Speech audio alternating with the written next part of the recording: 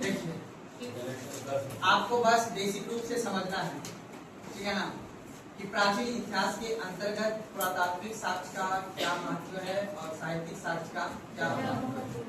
बस इतना ही। आज के क्लास में भी हम यही समझेंगे और कल के क्लास में भी हम अपने आपको यही बताने का प्रयास किया था कि जब हम लोग प्राचीन इतिहास की बात करेंगे तो प्राचीन इतिहास के अंतर्गत इसके जो जानकारी के जो स्रोत है, क्योंकि याद रखना है जब भी हम टॉपिक पढ़ेंगे ना, हड़प्पा सभ्यता जो पढ़ेंगे तो हड़प्पा सभ्यता में हम ये पता करेंगे कि इसका जानकारी का क्या सोर्स है। हमने कल भी आपको बताया था कि इतिहास को पढ़ने के लिए हमें सबसे पहले प्रूफ की आवश्यकता होती है ना।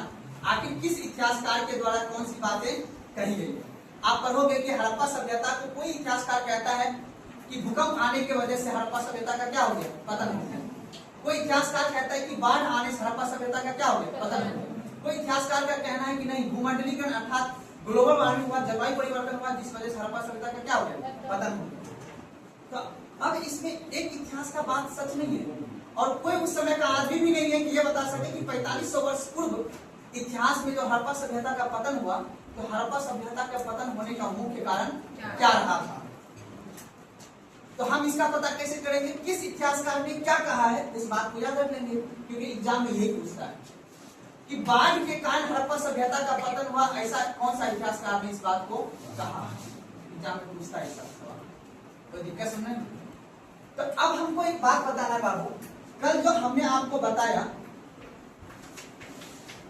पुरातात्विक साक्ष्य के बारे में, तो पुरातात्विक साक्ष्य में आप लोग ने क्या समझा।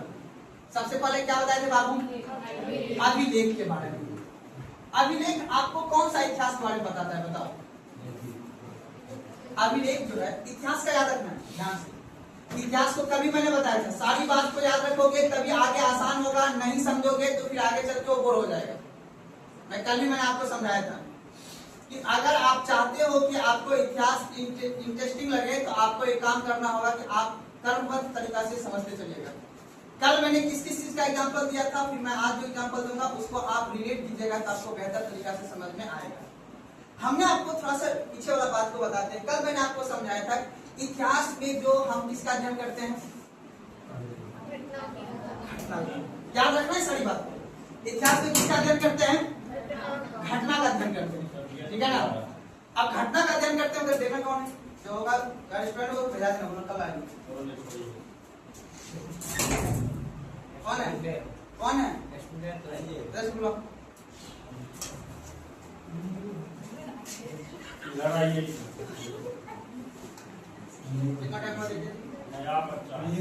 कोई भी ऐसे का दिक्कत नहीं लेगा उसको कौन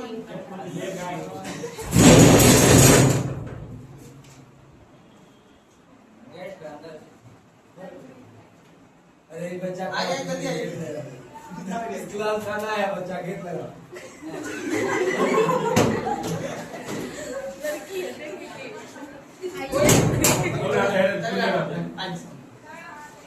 अब क्या समझिएगा यहाँ पे, जान बात के गुलाम रोको इसको, रोको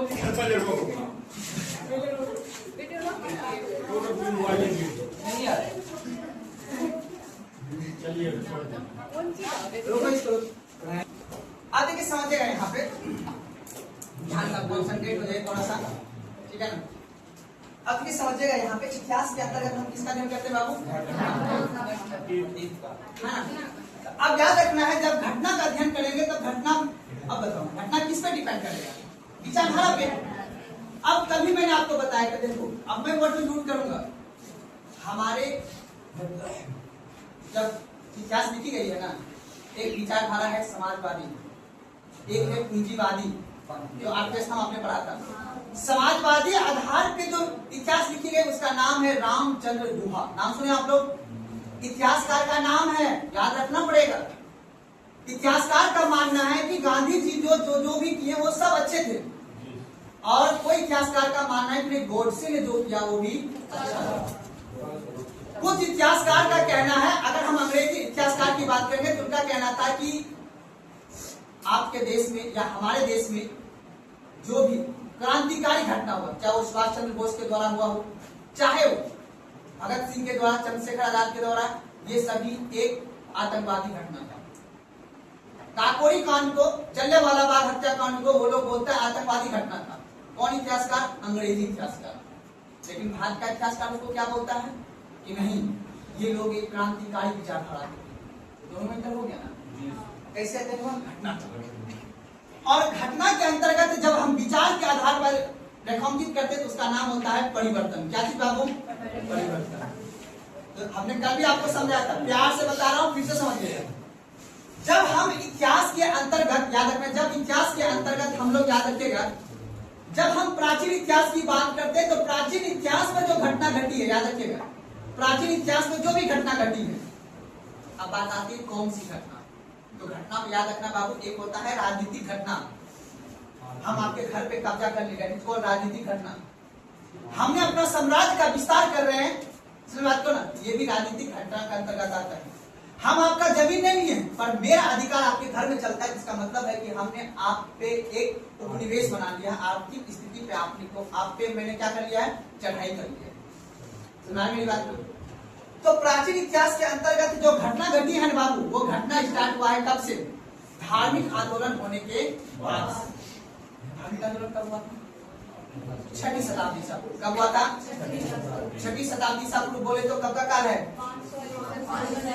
501 से लेकर 599 ईसा पूर्व, जिस समय में जैन धर्म और बौद्ध धर्म की उत्पत्ति हुई, और जैन धर्म और बौद्ध धर्म की उत्पत्ति हुई तभी जाके धार्मिक आंदोलन हुआ, क्योंकि धर्म के साथ छेड़छाड़ हुआ था।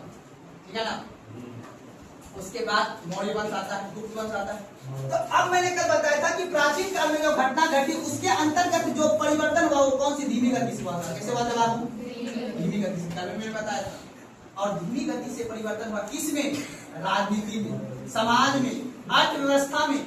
इसी परिवर्तन को हमें क्या करना? समझना।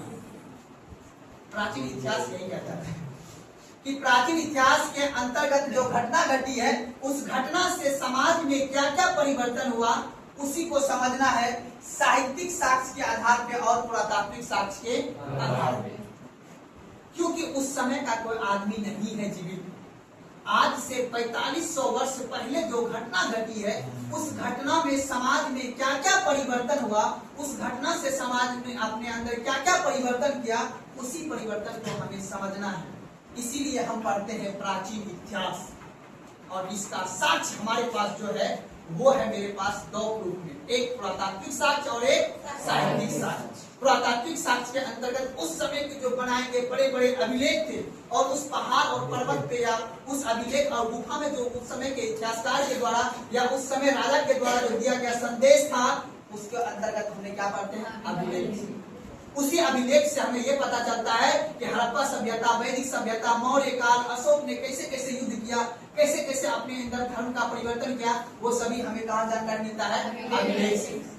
अब बात आता है कि अभिलेख को पढ़ा किसी। तो कल मैंने एक व्यक्ति का नाम लिया था जिसका नाम था जेम्स प्रिंसेस। जेम्स प्रिंसेस नाम से पता चल रहा है वो भारतीय व्यक्ति नहीं थे। कहाँ के व्यक्ति थे? अंग्रेज। अंग्रेज बहुत होशियार थे, और मैं भी आपको होशियार बनाने का प्रयास कर रहा हूँ। मैंने पहले बताया इतिहास पढ़ने से आपको दो बुद्धि होगा, राजा कैसे बनना है और शासन कैसे करना है। इतिहास यही सिखाता है। अतीत के पीछे का अध्ययन से यही आपको पता चलेगा कि राजा कैसे बनना है। अब देखो, अंग्रेज जब अपने, ध्यान सुनना, अंग्रेज जब अपने यहाँ आया तो अपने सबसे पहले उन्होंने एशियाटिक सोसाइटी का स्थापना किया। वो उन्होंने सोचा कि जिस भौगोलिक सीमा में हम शासन कर रहे हैं उस भौगोलिक सीमा का इतिहास क्या रहा है, इसको निकालो तो जरा। तब जाके अपना ये पहली बार, याद रखना, पहली बार 1857 में क्रांति हुआ था ना, उससे एक साल पहले 1856 इसमें पहली बार रेलवे ट्रैक बनाया जा रहा था।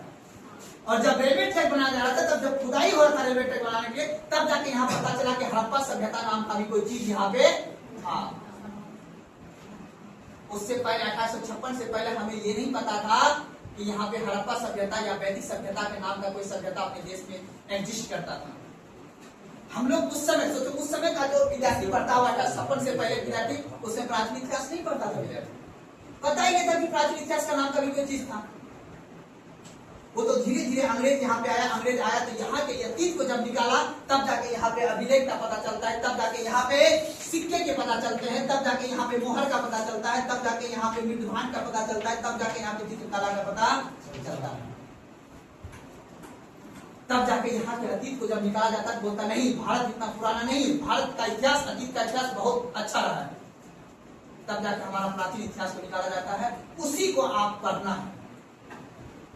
अब बात आता है, ठीक है ये बात तो सही लगा, लेकिन इतिहास में किसी भी घटना का दर्ज करने के लिए कम से कम 3 प्रमाण का होना बहुत जरूरी है। इतिहासकार जब भी किसी बात को, हर घटना को इतिहास में नहीं लिखा जाता, लिखा जाता है नहीं। आपके साथ कोई घटना मैसूर में घटेगा उसको इतिहास में दर्ज किया जाएगा, मोदी जी के साथ कोई घटना घटेगा तो उसको इतिहास में दर्ज किया जाएगा। तो जो महत्वपूर्ण व्यक्ति होते हैं उसके द्वारा किया गया कार्य या उसके द्वारा दिए गए निर्देश को ही हम इतिहास में मानते हैं, इतिहास में लिखा जाता है।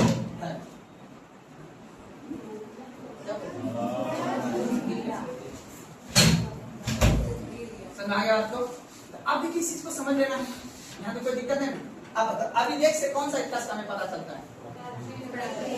प्राचीन इतिहास के अंतर्गत, ठीक है ना, और उसके अंतर्गत राजा अपना किस तरह से कार्य करता था वो सभी आपको कहाँ पता चलता है?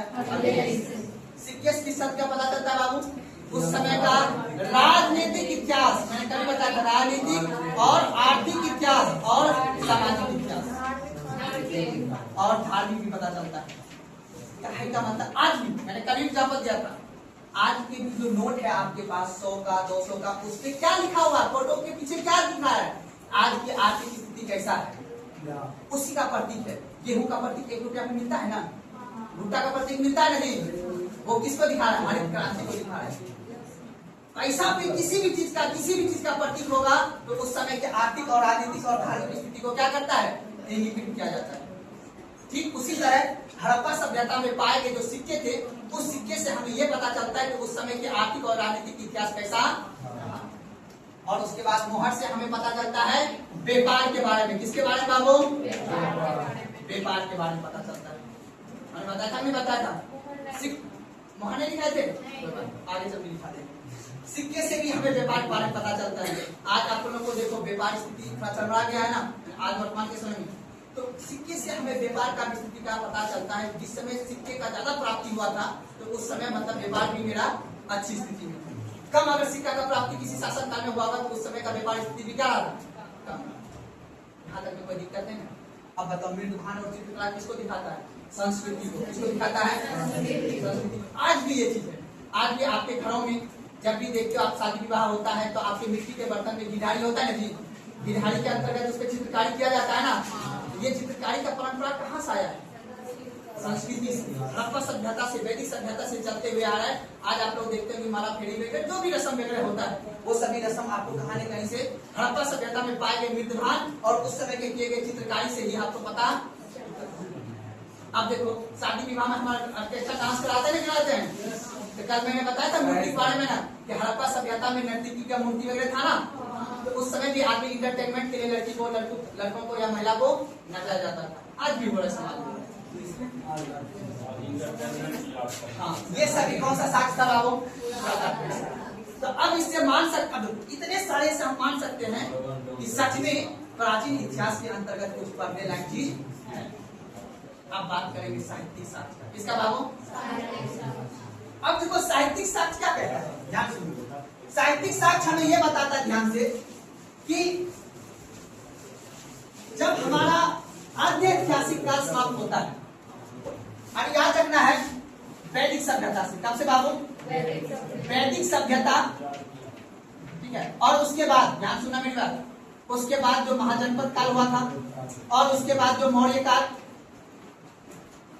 तो वैदिक सभ्यता कब से कब तक रहा है बाबू? बताए ना आपको, बोर्ड पे रखना है। 1500 BC से 600 BC, यानी 1500 ईसा पूर्व से लेकर 600 ईसा पूर्व के बीच का कार्यकाल को आप क्या बोलते हैं हम लोग? वैदिक सभ्यता। डेट आपको अपनी बात को कहने के लिए प्रमाणिकता देगा, इसलिए डेट को याद रखना बहुत जरूरी है। अब देखिए साहित्यिक इतिहास का हमें मुख्य रूप से परंपरा मिलता है महाजनपद काल से। वैदिक काल में कब मिलता है? ठीक है ना, वैदिक काल के अंतर्गत कब मिलता है? और प्योरली मैंने एग्जाम में लिखा है भी आप लोगों को, हड़प्पा कालीन के द्वारा मिला गया जो अवशेष है ना, उसको भी पढ़ा गया नहीं। कैसे लिखा गया वो इतिहास? किताब में जो हड़प्पा सभ्यता में पढ़े थे, कैसे लिखा, किसने लिखा? तो उस समय के जो साक्ष्य मिला, कालीबंगा, लोथल, हड़प्पा, मोहनजोदड़ो, सुब्रमण्यम, इन सभी से जो साक्ष्य मिला ना, उसी साक्ष्य के आधार पर हमने वहां के समाज, वहां की अर्थव्यवस्था, वहां की धर्म, इन सभी चीज को इतिहास में लिखा, एक कल्पना के आधार पे। लेकिन महाजनपद काल से जो हम इतिहास पढ़ेंगे, चाहे वो मगध के बारे में पढ़ें, चाहे वो चाणक्य के बारे में पढ़ें, चाहे मौर्य वंश के बारे में पढ़ें, वहां से मुझे दो तरह का इतिहास प्राप्त होता है, दो तरह का साक्ष्य प्राप्त होता है, एक पुरातात्विक और एक साहित्यिक साक्ष्य। अब साहित्यिक साक्ष्य के अंतर्गत क्या क्या होता है? तो सबसे पहले हम पढ़ते हैं वेद के बारे में। इसमें हम पढ़ते हैं, तो आप पहले एक बार समझ लेते हैं, उसके बाद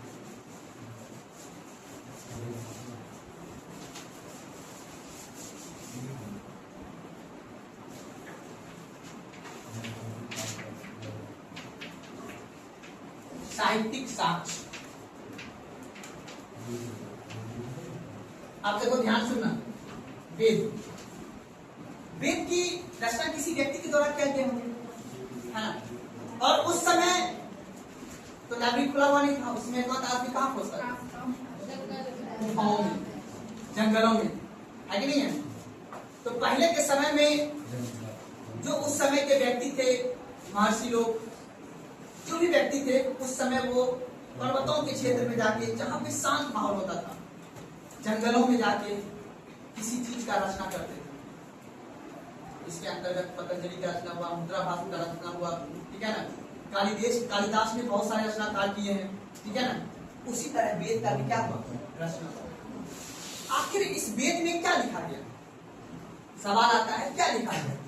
तो जिस समय वेद की रचना की जा रही थी ना, तो उस समय जो समाज में घटना घट रही थी ना, उसी के बारे में लिखा गया। मेरी बात समझ में आ रही है?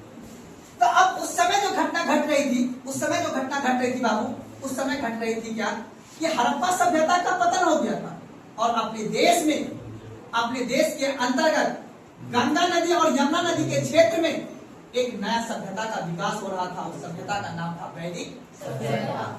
आपने विश्वामित्र का नाम सुना होगा, आपने वो सब जो राजा हरिश्चंद्र वगैरह का जो अपने कहानी वगैरह देखते हो, नाटक के रूप में आप लोग देखते हो राजा हरिश्चंद्र का कहानी वगैरह, ये सभी कहानी कहीं ना कहीं वेद से ही है, वेद से ही प्रेरित है। आप रामायण क्या बोले, आप रामायण या महाभारत देखते हो, ये इन सभी का क्या हुआ है? रचना हुआ है। समझ में आता है?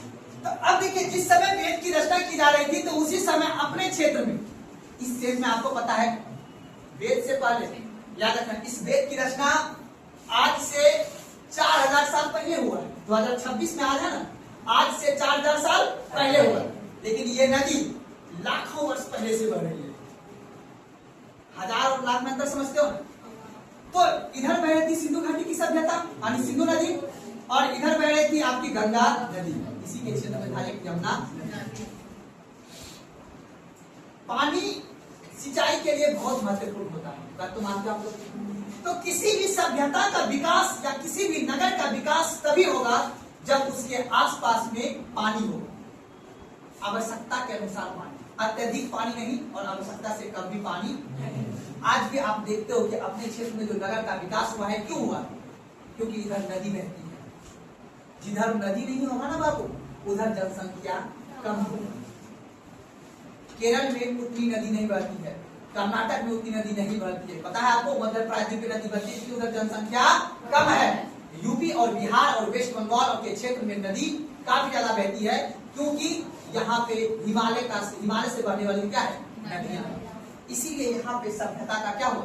निर्माण हुआ। सभ्यता का निर्माण होने का कारण यहाँ पे सिंचाई व्यवस्था अच्छी थी, सिंचाई मतलब कृषि अच्छा होता था, इसलिए व्यक्ति अपना भोजन यापन भी कर लेता था, चाहे वो अपना खुद के लिए हो, चाहे वो पशु के लिए क्यों ना। तो हड़प्पा सभ्यता जब मैं पढ़ाऊंगा तो हम विस्तार से बताऊंगा, पर मैं अभी बता रहा हूँ। हड़प्पा सभ्यता का जब निर्माण हुआ था, तो उस समय वेद की रचना नहीं हुई, उसकी वेद की रचना इस काल में हुई। तो वैदिक सभ्यता तो पहले हो गई थी, उसके बाद में जब उस समय के व्यक्ति थे, उन्होंने अपने वेद का क्या किया? रचना किया। और जब वेद का रचना किया, तो उसमें उस समय के जो परंपराएं थी, उस समय की परंपराएं क्या था कि बाबू अब हमें कृषि चाहिए, खाने के लिए भोजन चाहिए, पशु के लिए चारा चाहिए, तो उसके लिए व्यक्ति हवन कराता था। क्या कराता था? हवन कर। उसका जिक्र आप देखोगे वेद में, तभी तो वेद 4 है ना बाबू। ऋग्वेद क्या है?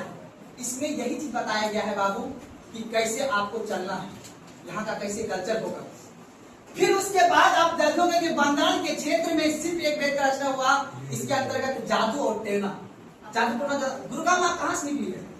वेस्ट बंगाल राष्ट्र से। पता है ना आपको? सबसे पहले पूजा का परंपरा हमारे कोलकाता राज्य से निकला हुआ है, यानी वेस्ट बंगाल राज्य से। क्योंकि जादू टोना आज भी आप जाओगे, ज्यादा से ज्यादा जादूगर आपको कहाँ दिखेगा? बंगाल। ये तंत्र मंत्र विद्या वाला जो गुण होता है सब माला ताला पहने वाला सब कहाँ दिखेगा आपको? वेस्ट बंगाल के अंदर। क्योंकि इधर अभी बताऊंगा, हर ध्यान सुनना, अभी बताऊंगा यहाँ पे चीज। और उसके बाद कोई वेद क्या है जो संगीत का पाठ देता है, आपने सुना है ना? गायत्री मंत्र है ना? जब पूछता है गायत्री मंत्र की रचना किस वेद में की गई? सारा चीज बताओ, टेंशन नहीं लेना। बस आपको मैं ये समझा रहा हूँ कि इस समय अब देखो, हमने कल्पना करा कि इतिहासकार रामचंद्र गुहा, तो चलो अलग बात, आर एस शर्मा प्राचीन इतिहास को लिखा हुआ है। रोमिला थापर इतिहासकार का नाम है। रोमिला थापर पता है किनका नाम है? मनमोहन सिंह की बेटी का नाम है रोमिला थापर। मनमोहन सिंह पता है कौन थे? देश के प्रधानमंत्री। उन्हीं का बेटी जेएनयू का प्रोफेसर नाम है, जिन्होंने अपना पूरा जीवन प्राचीन इतिहास में दे दिया है। उन्हीं का बुक आता है प्राचीन इतिहास, और जब पढ़ोगे आप अपने लिए, जो बच्चा प्रोफेसर वगैरह बनता है, जो नीट वगैरह का तैयारी करता है, उसके लिए।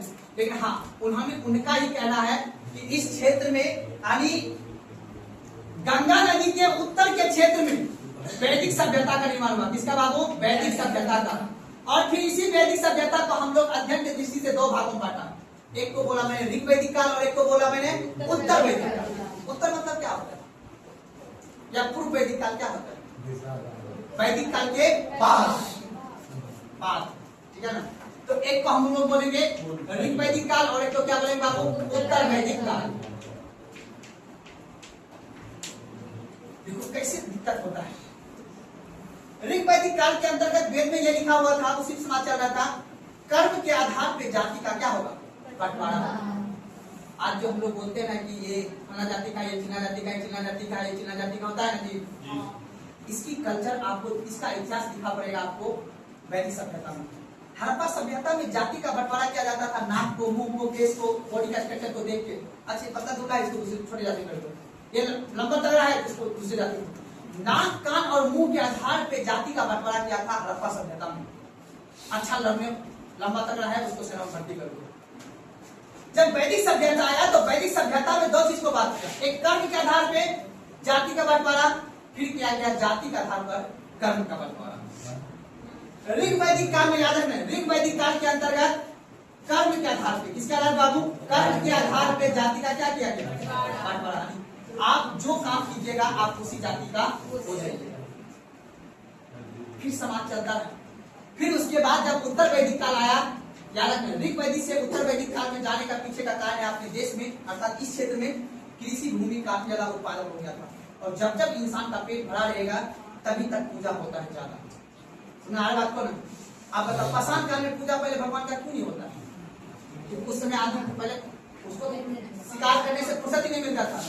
रात में क्या खाएगा? जानवर को मारना पड़ता था उसको, और एक जानवर को मारने के बहुत सारे हथियार चाहिए उसके पास। उसमें पत्थर का उड़ा होता था, मारना पीटना बहुत मुश्किल था। इसलिए उस समय भगवान था। जैसे जैसे समाज का उत्थान होते गया वैसे वैसे भगवान भी समाज में आता गया। सही भी, अच्छा भी। अब देखिए, तो कर्म के आधार पे जाति का बंटवारा, और उसके बाद इधर क्या हो गया? जाति के आधार पे कर्म का बंटवारा। और जैसे ही ऋग्वैदिक काल का समाज और उत्तर वैदिक काल के समाज में विरोधाभास हो गया, यहीं पे धर्म को लेकर लड़ाई हो गया। कि यहाँ पे बोला कि जो पूजा पाठ कराएगा वही कराएगा पंडित। यहीं पे बना आपका, आपने पढ़ा होगा वर्ण व्यवस्था, नाम सुने हो? ब्राह्मण, क्षत्रिय, वैश्य और इसी वेद में बोला गया है। वर्ण व्यवस्था जो बनाया गया ना, सबसे ऊपर कौन रहेगा? बोलो ब्राह्मण, जो कर्म कांड कराएंगे, जो पूजा कराएंगे, क्योंकि उन्हीं को हवन डालने से बारिश पड़ा। उस समय का ये मान्यता था। वैदिक सभ्यता में ये मान्यता था कि हवन कराएंगे तो क्या होगा? बारिश। और हवन कराने वाला या यज्ञ कराने वाला व्यक्ति उसमें का ब्राह्मण कहलाते थे। समझ में बात ना? फिर धीरे धीरे करके समाज चलता रहा, कोई दिक्कत नहीं। इसी तरह वर्ण व्यवस्था चालू हो गया। जो पूजा पाठ करता था वो ब्राह्मण, जो लड़ाई झगड़ा करता था वो क्षत्रिय, जो सेवा करता था वो कौन हो गया? ठीक है ना। और उससे भी जो छोटे जात का लकी वगैरह जो करता था उसको वैश्य बोला जाता था। जो पूरा सेवा वगैरह करता था, छोटा मोटा जो काम करता था वो क्या कहलाता था? शूद्र कहलाता था। ये वेद वंश में वैदिक काल में कहा गया था। सुनार मेरी बात ना। और उसके बाद ध्यान सुनिएगा, इसी समय धर्म की उत्पत्ति होती है, जिसको हम लोग बोलते हैं बौद्ध धर्म और फिर बौद्ध धर्म जैन धर्म आता है। और उसके बाद फिर युद्ध होना स्टार्ट होता है, बौद्ध धर्म जैन धर्म और हिंदू धर्म। आज तो बाबू धर्म का ही लड़ाई चल रहा है। क्या बोला बाबू? धर्म नहीं है बाबू, ये जाति है। बताऊंगा जब पढ़ाऊंगा, लेकिन थोड़ा सा आपका सवाल जो है, एक सोलंकी वंश था, ठीक है ना। सोलंकी वंश पढ़ाऊंगा आपको पूर्व मध्यकाल में, जिस समय इतिहास में चल रहा था 8वीं सदी में, ठीक है। 7 जिसमें अरब का आक्रमण होने वाला था, उसमें राजपूत को मार मार के भगा रहा था कौन? दिल्ली सल्तनत के आदमी मोहम्मद गौरी। और उसी समय सोलंकी वंश कहने का मतलब है राजस्थान के क्षेत्र में सोलंकी वंश का उत्पत्ति हुआ। और वहीं से 2 चीज निकला, एक निकला जाट, नाम सुने हो? जाट, और जाट का एक छोटा भाई निकला गुजर। और किसी का मानना था कि बाबू देखो अब आने वाला समय में पानीपत में होगा 3 युद्ध। क्या होगा पानीपत में? होगा ना जी, हम बता रहे हैं। अब अफगानिस्तान, अब देखो तुम देखना, हरियाणा और पंजाब का आदमी लंबा लंबा होगा। क्यों? क्योंकि अफगानिस्तान से जो आए हुए पुरुष थे ना, वो हरियाणा का और दिल्ली के क्षेत्र के महिला के साथ क्या किया? जब वो शोषण किया तो अफगानी जैसे व्यक्ति ही वहां पे वैसा दिखाई। इतिहास हमने कहा है, ये इतिहास कह रहा है। आखिर पानीपत का 3 युद्ध हरियाणा में ही क्यों हुआ? तो बताऊंगा, इतिहास का जगह है। लेकिन फिर वो मध्यकालीन कैसे, बस आपको मैंने बताया कि उस क्षेत्र में गुजर और जाट वंश का उत्पत्ति हुआ था। उस क्षेत्र में जब गुजर प्रतिहार वंश पर आऊंगा ना, तो वहां पर मैं आपको विस्तार से बताऊंगा। पर अभी आप आइए प्राचीन इतिहास। देखो प्राचीन इतिहास तब ये है कि इसका कोई एक कोरिलेट नहीं, इसको आपको समझना पड़ेगा साहित्य के आधार पर। हमें क्या पता अशोक ने चलाए, कोई कहता है अभी मैं बढ़ाऊंगा, कोई इतिहासकार कहता है अशोक को 100 भाई था, 100 भाई वो मार गद्दी पे बैठा हुआ है ना। कोई इतिहासकार कहता नहीं उसके एक भी भाई नहीं था। अब लेकिन दोनों का विचार को तो करना पड़ेगा हमें। तो प्राचीन इतिहास विरोधाभास से भरा हुआ है। मध्यकालीन इतिहास में कहता है कि राजा का सिर्फ अच्छा ही दिखाया गया, क्योंकि उसके दरबारी ने जिसको लिखा है ना, अकबर अच्छा था, शाहजहां अच्छे थे, दिल्ली सल्तनत में मोहम्मद बिन तुगलक, अलाउद्दीन खिलजी अच्छे थे। लेकिन हम कैसे मान लें अच्छे थे? वो तो उसी का इतिहास में लिखा हुआ है, दरबारी लेखन में लिखा है। इसीलिए मध्यकालीन इतिहास को भी हम उतना नहीं मानते। बोलता है कि डर में लिखा गया वो इतिहास है। लेकिन आधुनिक इतिहास को जब पढ़ेंगे, यहाँ पे अंग्रेज कुछ और कहता है। अंग्रेज कहता है देखो हम तुम्हारे यहाँ आए, तुम्हारे रेलवे बना दिए, हम तुम्हें कपड़ा पहनने के लिए सिखा दिए, हम तुम्हें भोजन बनाने के लिए सिखा दिए, हम तुम्हें उद्योग लगाने सिखा दिए। अंग्रेज कह रहे हैं। हम कहते हैं अरे साला तुम आया यहाँ पे लूट के हमको चला गया, और बोलता है कि हमको तुम्हें सिखाया। तो दोनों इतिहासकार के बाद क्या है? विचार का मतभेद। तो बस हमें एग्जाम के दृष्टि से पढ़ना है और थोड़ा सा समझ लेना है। धन्यवाद। लिखे साहित्यिक साक्ष्य।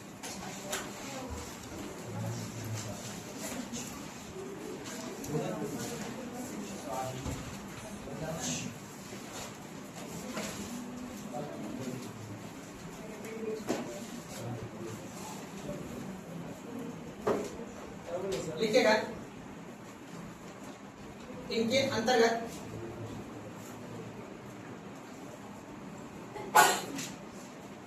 इसके अंतर्गत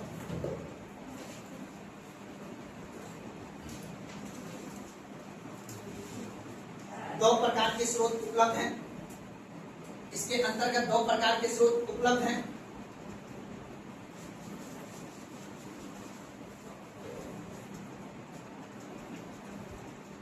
एक लिखिएगा धार्मिक साहित्य,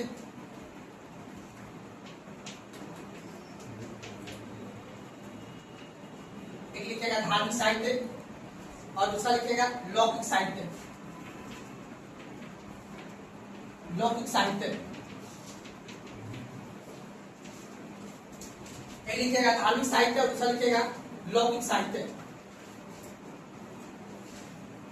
अब एक नंबर देख लीजिएगा धार्मिक साहित्य।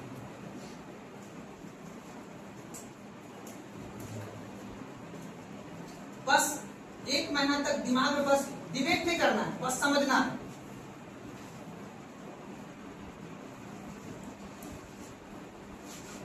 ठीक है ना? इसलिए पता है, एक चीज मैं आपको बता देता हूँ। एक लिखा धार्मिक साहित्य है, बता देता हूँ। आज का जो है प्राचीन इतिहास में पता है, प्राचीन इतिहास के अंतर्गत अब जो क्वेश्चन पूछता है वो डायरेक्ट शब्दावलियों से पूछता है, शब्दावलियों से। ठीक है ना? आज ना हम बोलते हैं जन्म नाम विद्या सतकर, उसमें नाम नहीं था, ये आधुनिक नाम है। प्राचीन नाम वैदिक काल में अलग था। पुरुषी वगैरह नाम पढ़ाऊंगा, यही एग्जाम में पूछता है कि प्राचीन काल में सिंधु नदी का नाम क्या था, रावी नदी का प्राचीन काल में क्या नाम, ये चीज सब तो समझेंगे। ठीक है ना? बस एक दशराग युद्ध हुआ था, उसको पढ़ लेंगे, उसके बाद वैदिक काल खत्म हो जाएगा। खैर पहले समझ लेते हैं। धार्मिक साहित्य लीजिएगा, डैश देखें। देखिए इसके अंतर्गत वेद, इसके अंतर्गत वेद,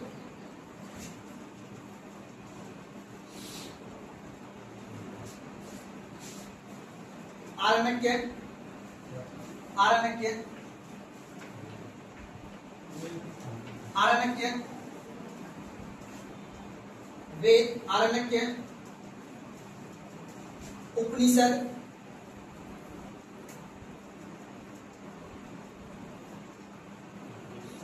पुराण,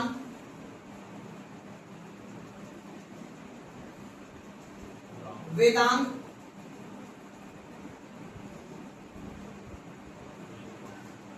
स्मृति, स्मृति एवं महाकाव्य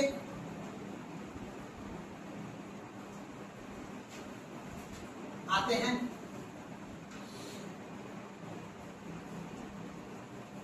अब बताओ, ध्यान सुनना। जिस तरह आपने पुरातात्विक साक्ष्य के अंतर्गत अभिलेख, सिक्के, मोहर, निधन, चित्रकला पढ़ा था ना, ठीक उसी तरह साहित्यिक साक्ष्य में हमने दो भागों में बांटे। एक को क्या बोला मैंने, धार्मिक साहित्य। धार्मिक साहित्य में सबसे पहले मैंने क्या बोला, वेद, पुराण, आरण्यक, उपनिषद, वेदांत, स्मृति, ये है ना, महाकाव्य, ये सभी क्या है, ग्रंथ है, बुक है, ये सब बुक है। इसी बुक को पढ़ा इतिहासकार, फिर उसी के आधार पर हड़प्पा सभ्यता, सॉरी वैदिक सभ्यता, महाजनपद काल, मौर्य काल सबका इतिहास लिखा गया। इसी किताब को पढ़ लेते, फिर वो पैसा कमा रहे हैं। आर.एस. शर्मा किताब बेच के पैसा कमा रहे हैं ना। उस किताब को आप भी कुछ पढ़िए और आप भी कुछ किताब को आप लिखिए, आधुनिक इतिहास हमारे बात करूँ। इसीलिए आपको समझ लेना है कि ये सभी जो बुक मैंने अभी ग्रंथ का नाम बोला, ये सभी ग्रंथ किसी अंतर्गत आते हैं, साहित्यिक साक्ष्य। अब हमको ये जानना है आखिर इस ग्रंथ से इतिहास में क्या महत्व है, उसको लिखा गया होगा इसके आधार पे, तो यही बात है। तो कुछ वेद के आधार पे मेरा वैदिक सभ्यता को लिखा गया है, कर्मकांड इतिहास को लिखा गया है, सामाजिक इतिहास को लिखा गया है। ठीक है ना? तो पहले लिखते वेद। हाँ, अब एक एक जो है ना वेद लिखना है, एक एक लिखिएगा वेद।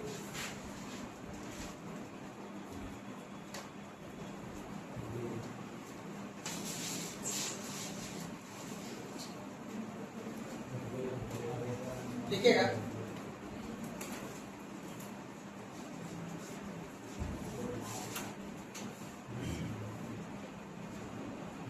लिखिएगा वेद का संकलन करता, वेद का संकलन करता,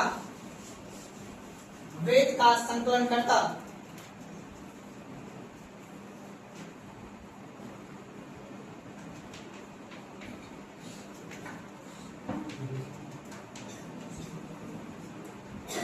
कृष्ण द्वैपायन, द्वैपायन, द्वैपायन, द्वैपायन, कृष्ण द्वैपायन वेद का संकलन करता कृष्ण द्वैपायन वेद व्यास के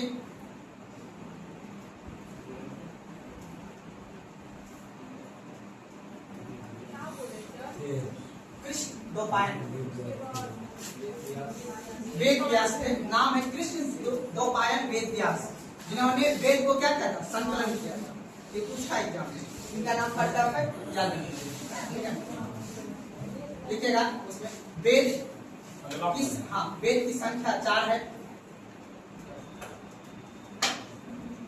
वेद की संख्या 4 है।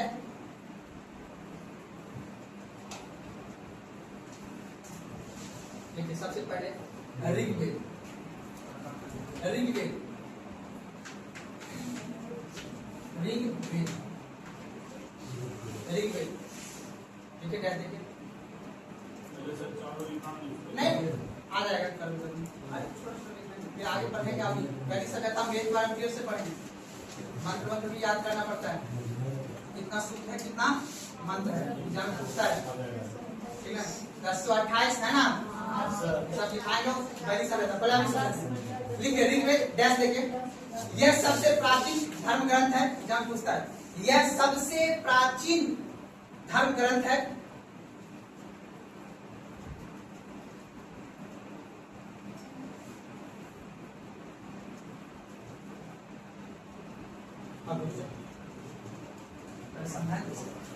कौन सा वेद पढ़ रहे हैं बाबू? ऋग्वेद। क्या कहता है? बस कुछ नहीं कहता है, बस यहाँ ध्यान समझ लो, मैं आपको समझना है।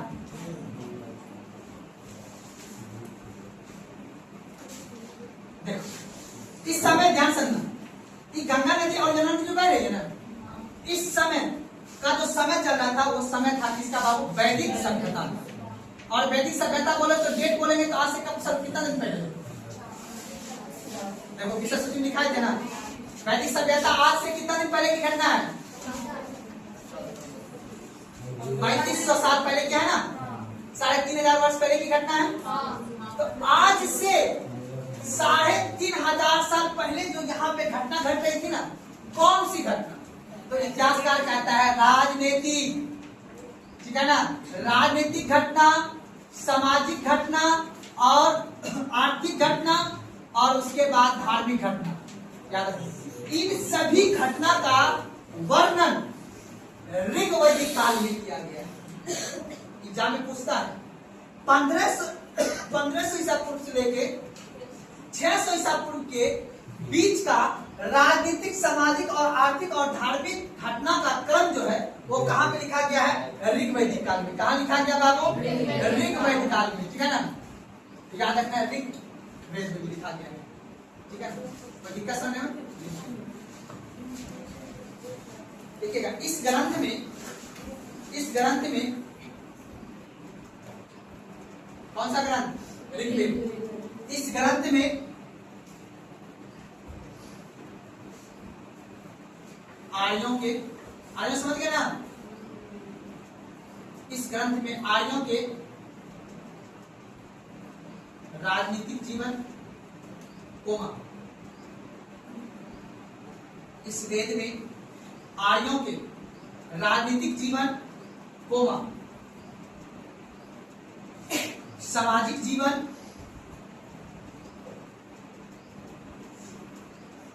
कोमा, आर्थिक जीवन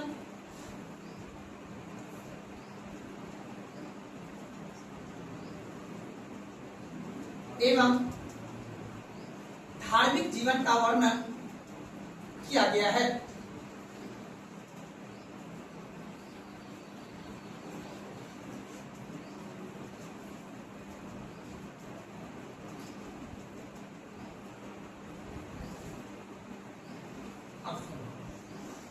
एक वर्ड बोलता है सप्त सिंध प्रदेश या सप्त सिंध प्रदेश। क्या था ये? अब देखो इधर जो है सिंधु अपना क्षेत्र का नदी नहीं माना जाता क्योंकि वो सूर्य लद्दाख से निकलता है, पता चला पाया जाता है। झेलम, चेनाब, रावी, ब्यास और सतलज और गंगा और यमुना, तो जो 5-6 जो नदी हुआ ना, 7 को, इन क्षेत्र को बोला जाता था सप्त सिंध प्रदेश। क्या बोला जाता था? तो उस समय जो आर्य आए हुए थे, आर्य पता कैसे पता चला? होगज कोई अभिलेख, याद है ना, कल बता देना एग्जाम में 9 का सवाल पूछा हुआ है। 2004 से पूछना स्टार्ट किया, 2014 में जाकर रुका हुआ है। कल ही मैं रात में देख रहा था 2004 से पूछते पूछते 2014 है कि भारत में सबसे पहले कौन सा अभिलेख का खुदाई हुआ था? अभिलेख का होगज कोई अभिलेख कहाँ प्राप्त हुआ था? तुर्की में, है ना। इसको एकदम गांठ बात क्वेश्चन पूछता है, अगर पूछ भी सकता है। अब देखो ध्यान समझना, अब जो आर्य, अब उसी अभिलेख से हमें यह पता चलता है कि मध्य एशिया से अपने क्षेत्र में कौन आए थे? आर्य। अब जब आर्य यहाँ पे आए ना, ध्यान सुनो, यहाँ पे आर्य आए तो यहाँ पे बोला यार क्या करना है, यहाँ पे आए तो यहाँ बोला हम यहाँ पे समाज चलेगा, तो साथ में आपने वो गाय वगैरह लेकर आए थे, क्योंकि आपको पता है मध्य एशिया में घास वगैरह होता है नहीं होता, तो वो सभी अपना पशु का चारा करने के लिए बोला हम उस क्षेत्र में जाके निवास करेंगे जहाँ पे नदी है। अब बताओ ना, तो जब वो चलना शुरू करेगा ईरान से, अगर आपको याद होगा ईरान से वो चलना स्टार्ट करेगा तो ईरान में पता है आपको, ईरान के क्षेत्र में पूरा डेजर्ट इलाका है, सऊदी अरब पूरा डेजर्ट इलाका है, मरुस्थलीय क्षेत्र है, उसके बाद पाकिस्तान उसमें कहाँ पे था, भारत में था ना, तो वो धीरे धीरे यहाँ पे आके निवास करना प्रारंभ किया। अब जब वो निवास करना प्रारंभ किया इस क्षेत्र में आके, तब जाके उसका मुख्य व्यवसाय कृषि और पशुपालन हो गया। पशु को चारा खिलाता था, उसका दूध बेच के पैसा अपना कमाता था। मेरी बात समझ आ रही है? अब इन समय की जो घटना था समाज का, तो समाज में मुख्य रूप से जो ऋग्वेद है ना, ऋग्वेद में इसमें इस समय की जो है धार्मिक स्थिति, ठीक है, और फिर उसके बाद आर्थिक स्थिति, राजनीतिक स्थिति नहीं के बराबर। तो ऋग्वैदिक काल में, यानी कहने का मतलब वैदिक काल में उस समय जो रचना की गई वेद को, इस वेद में सिर्फ वैदिक सभ्यता के धार्मिक स्थिति और आर्थिक स्थिति को विस्तार से दिखाया गया कि इस समय की सभ्यता में धर्म कैसे चलता था, क्या कर्मकांड था। तो इसी सभ्यता में मैंने बताया कि यहाँ की जाति 4 भागों में बटा हुआ था। इसकी जानकारी हमको कौन देता है? वैदिक सभ्यता, ऋग्वेद। ऋग्वेद में लिखा गया है कि जो वैदिक सभ्यता इस समय था ना, इस समय के धर्म में वर्ण व्यवस्था इस तरह की थी, सबसे ऊपर ब्राह्मण, क्षत्रिय, वैश्य और शूद्र। अब बताओ, उसी चीज को आज हम लोग मानते हैं। 3500 साल पहले जो घटना घटी है ना, उस घटना को आज हम मानते कैसे? वेद तो आज भी है ना, वेद तो फिर आज वेद भी है, महाभारत भी है, उपनिषद भी, और साक्षात आज जो सबसे बड़ी झगड़ा का जड़ है वो है मनुस्मृति। नाम सुने हो? हिंदू धर्म की सबसे खतरनाक पुस्तक, उसका नाम है मनुस्मृति। इसी में लिखा गया है कि महिला को सती होना आवश्यक है, महिला की पति मर जाएगा तो उसके सर को मुंडवा दो। उसी मनुस्मृति में बातें के हाइड्रोजन दिया है ना, इसी का आज विरोध चलता है। बी आर अम्बेडकर ने इसी किताब को बोला था जलाने के लिए। खैर ये डिबेट की बात है, वो अलग चीज है, वो हम आगे समझेंगे। लेकिन आप मुख्य रूप से ऋग्वेद किसकी इतिहास को लिखता है? वैदिक सभ्यता का। कौन सी? धार्मिक, आर्थिक, सामाजिक और राजनीतिक। अब बताओ, इसको पूछ दिया अगर डेट पे तब कि ऋग्वैदिक काल के अंतर्गत ऋग्वेद में किस समय की रचना की गई है, तो क्या बोलोगे? 1500 ईस्वी से लेके 600 ईस्वी के बीच समय की जो घटना हुई थी, वो घटना किसमें लिखा गया है? बस इतना ही समझना। बाकी वैदिक सभ्यता पढ़ना बाकी है, उस समय बताऊंगा। लिखिए, आर्यों ने, हाँ आर्यों ने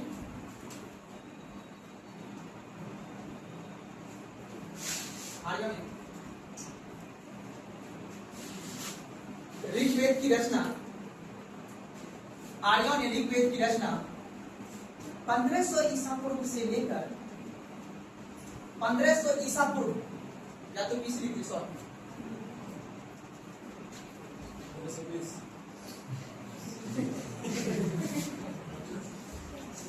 आर्यों ने ऋग्वेद की रचना 1500 ईसा पूर्व से लेकर 600 ईसा पूर्व के बीच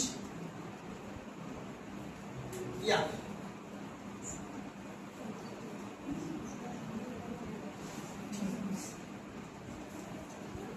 आप देखो समझो, तो कितना बहुत आदमी अच्छा था उसमें, तो उसको भगवान मानते हैं, सबको बेवकूफ बना देता था। क्या मान देता था? अब बताओ कैसे बेवकूफ बना? आज बेवकूफ बनाना बहुत मुश्किल है। मान लो कोई उस समय का आदमी, सोचो एक को आदमी रहा होगा, ध्यान सुना मेरी बात में। अब ये व्यक्ति ने किसका रचना किया बाबू? ऋग्वेद। इसमें बोला कितने चैप्टर होगा? 10। तो चैप्टर नहीं, इसको बोले मंडल। क्या बोलेंगे? ऋग्वेद में कितने मंडल? 10। कितने पेज की संख्या होगा? तो क्या बोलोगे? 1028। इसको पढ़ना नहीं बोलेंगे, सूक्त। क्या बोलेंगे इसको? सूक्त बोलेंगे। आपको समय का वर्ड यूज करना है। उस बुक में कितना चैप्टर था? 10। तो ऋग्वेद में कितना मंडल है? 10। सूक्त की संख्या कितना है? 10। अब इस पन्ना में क्या लिखा हुआ था? मंत्र। क्या लिखा हुआ था? कि ऋग वैदिक सभ्यता के लोग बारिश पर आने के लिए, खेती करने के लिए कैसे यहाँ पे अपना धार्मिक स्थिति को चलाता था, कौन तरह का मंत्र पढ़ता, यही मंत्र लिखा गया इस पन्ना में। अब क्वेश्चन देखो क्या पूछेगा कि ऋग्वेद में किस चीज की रचना की गई, तो क्या बोलोगे? देवी देवता और मंत्र का।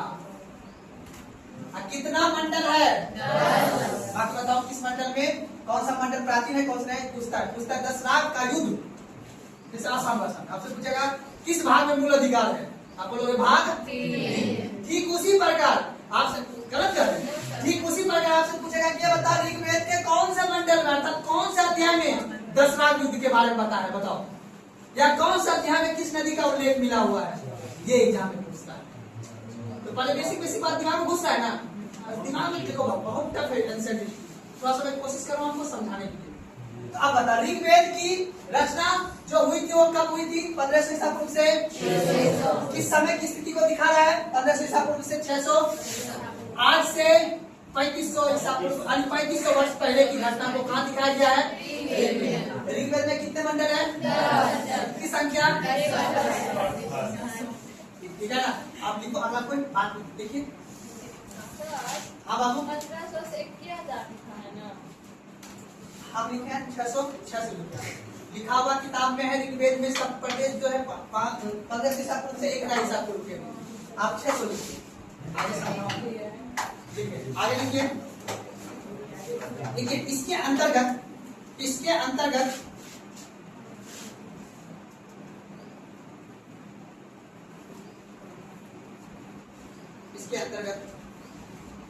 देवी देवताओं, इसके अंतर्गत देवी देवताओं एवं मंत्र, इसके अंतर्गत देवी देवताओं एवं मंत्र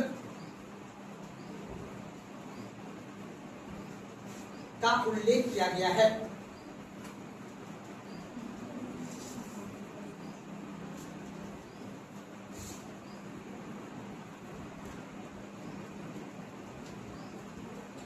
समझिए बात को। सुन, एक बच्चा का सवाल भी पूछता है, पूछते पूछते थक गया है कि दशराग का युद्ध का उल्लेख किस वेद में मिलता है। सबसे पहले क्या बोलोगे? आगे भी बताऊंगा, अभी समझ लो। दशराग एक नदी था, इस नदी का नाम था रावी नदी। कौन सा था बाबू? रावी नदी।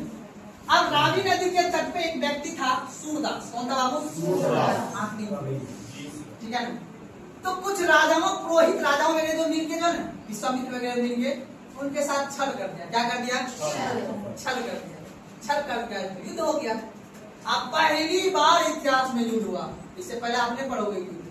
भारत का पहला युद्ध कौन सा युद्ध है? दशराग युद्ध। अब उसके बाद सिकंदर वगैरह आएगा तब युद्ध, तब अशोक वगैरह आएगा तब युद्ध होगा। बताना उसका बाकी है। तो वैदिक सभ्यता में, हड़प्पा सभ्यता में युद्ध नहीं पढ़ोगे, है ही नहीं युद्ध, साक्ष्य मिला ही नहीं, कैसे युद्ध हो जाएगा। लेकिन वैदिक सभ्यता के अंतर्गत ऋग वैदिक काल में एक चीज हमें साक्ष्य मिला है कि सूरदास और पुरोहित के बीच रावी नदी के तट पर युद्ध हुआ, जिसे हम लोग बोलते हैं दशराग का युद्ध। ठीक है ना। लिखा हुआ है तो मान लेते हैं। किसने लिखा है? वेद में। और वेद का डर कौन दिखाता है? अनार वाले आदमी। कौन वाले जी? अनारवादी। समझते हो ना? नहीं समझते हैं? अंदर से समझ गया ना। तो ऐसे मजाक से बोल रहे हैं, ठीक है ना।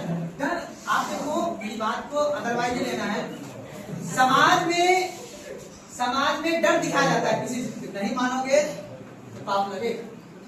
अब कौन पाप देगा ये पता नहीं। हमें भी उतना नॉलेज नहीं है कि हम ये नहीं मानेंगे कि भगवान नहीं है, हमको इतना नॉलेज नहीं है। लेकिन मेरा मानना है कि थोड़ा कम मेहनत से चीज मिलता है, मेरा ऐसा मानना है। ठीक है ना। हमने उतना बुद्धि नहीं कि हम ये बोलते कि नहीं, हम कैसे साबित कर पाएंगे नहीं है। आप अपनी कर लोगे। इसीलिए मैं मजाक से बोलता हूँ, बाकी अपनी अपनी आस्था का विषय है। हम भी जब विपत्ति में थे तो हम भी एक बार बोलते हैं इस बार पास करवा दीजिए। चलिए अगला पॉइंट लिखिएगा। लिखिए अगला पॉइंट। इस वेद में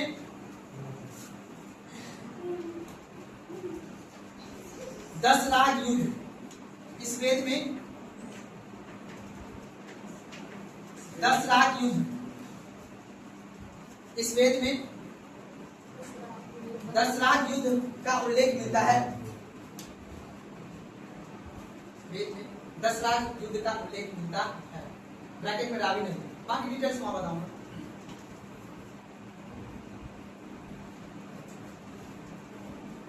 अब बताओ, अगर आपसे पूछा जाएगा कि वैदिक सभ्यता के धार्मिक जीवन के बारे में वर्णन कहां से मिलता है?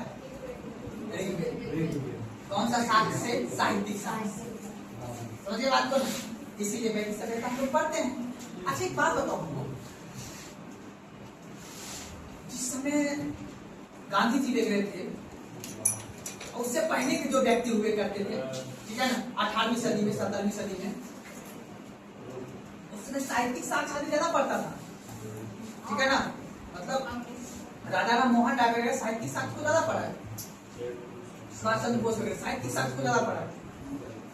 तब ना यहाँ के व्यक्ति अपने आरएसएस वगैरह का गठन होने के पीछे का रीजन यही है कि साहित्यिक साक्ष्य को ज्यादा प्राथमिकता देना है। चलिए लिखा पर सामवेद, दूसरा लिखेगा सामवेद।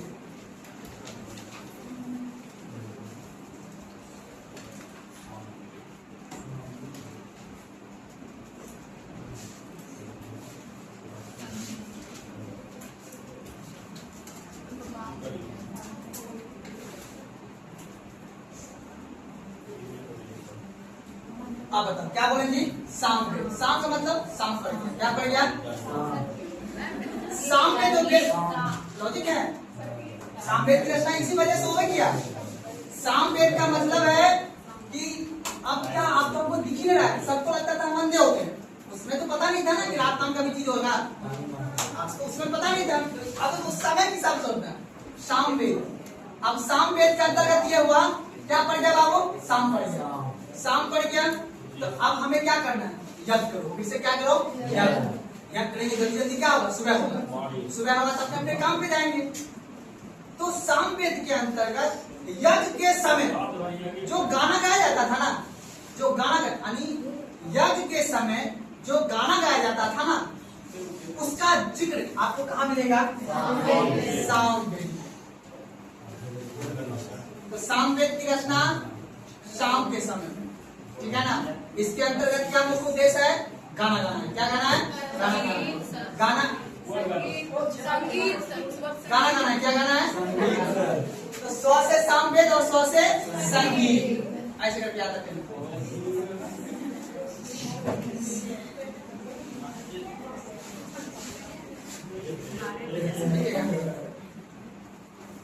इसमें मुख्य रूप से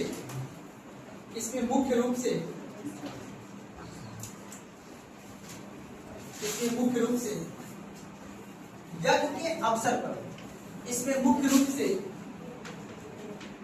यज्ञ के अवसर पर, इसमें मुख्य रूप से यज्ञ के अवसर पर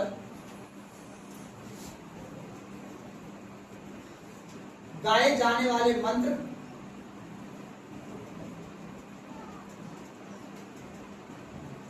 गाए जाने वाला मंत्र एवं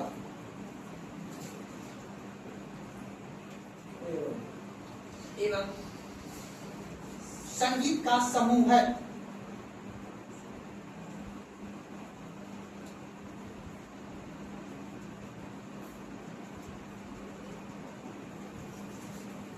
कोई दिक्कत? अब तो याद रखना है, एक तो बीच में हवन बना तब मजा आएगा समझ में। यहीं से सारा निकला हो गया। ये देखो हवन बढ़ गया यहाँ पे बाबू, यहाँ से क्या निकलेगा? तो हवन तो चला जाएगा, नियम से होगा जी। नियम होगा कि नहीं होगा? हवन चलाने के नियम होना चाहिए। तो पहले गीत गाए कौन सा है जी? सामवेद। हवन होना चाहिए, कौन कराएगा हवन? ये सब का जिक्र कहाँ हुआ? ऋग्वेद। अब कौन आया? सामवेद। उसके बाद आएगा कौन? यजुर्वेद। कौन आएगा बाबू? यजुर्वेद में ये लिखा हुआ है कि ये जो हवन होगा किस नियम के तहत होगा। नियम के बारे में, यज्ञ इसीलिए नियम के बारे में जिक्र कहा क्या गया है? यजुर्वेद। लिखिए यजुर्वेद। क्या बोला बाबू? मैं बोले आगे पढ़ाऊंगा। देखिए यजुर्वेद। अरे तुमको क्या लगता है वेद खत्म हुई ना हो गया? अभी वेद पढ़ाऊंगा। वैदिक समय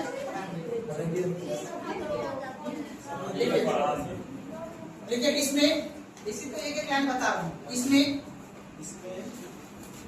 यज्ञ के विधि विधान, इसमें यज्ञ के विधि विधान एवं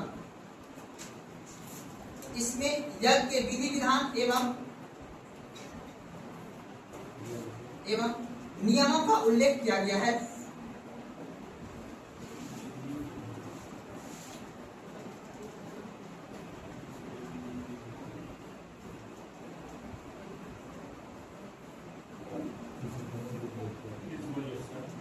देखिए यज्ञ के विधि विधान एवं नियमों का उल्लेख किया गया है। देखिए यजुर्वेद का 2 भाग है। यजुर्वेद का 2 भाग है।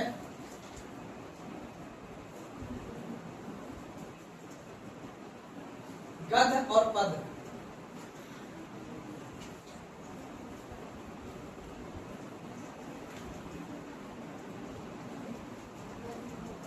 गद्य और अथर्ववेद।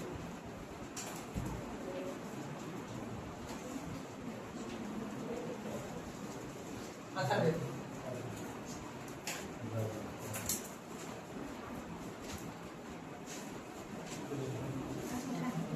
इसके अंतर्गत क्या बोले सर? अथर्ववेद इसके अंतर्गत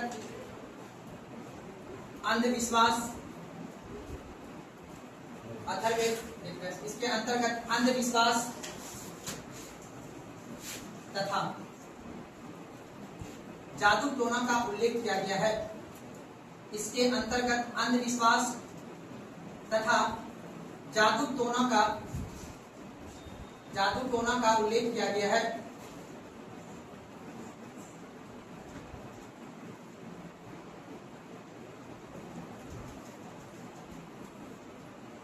कोई दिक्कत समझने में? देखो छोटा छोटा करके बता रहा हूं ताकि आप समझ जाए कि वैदिक सभ्यता के अंतर्गत जो वेद का निर्माण हुआ और वेद कितने वर्गों में बांटा गया बाबू? 4 वर्गों में। और 4 वर्गों में बांटा गया है। तो पहला ऋग्वेद में क्या क्या आ गया? हवन वगैरह कौन कराएगा? ठीक है ना। उसके बाद कौन सा वेद बताया बाबू? सामवेद। सामवेद क्या दिखाता है? संगीत। आप बताओ उसके बाद कौन सा वेद बताया बाबू आपको? यजुर्वेद किसको दिखाता है बाबू? विधि विधान। और आपका अथर्ववेद क्या दिखाता है? जादू। उस समय में जो जादू टोना था, जो मंत्र था, उन सभी का जिक्र कहा गया बाबू? अथर्ववेद। दिक्कत समझ में? अलग क्या आप लोग ब्राह्मण ग्रंथ।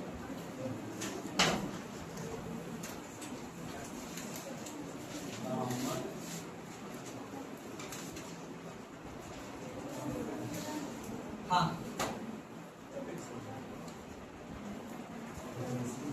क्या लिखेगी? ब्राह्मण। इसमें उत्तर वैदिक काल का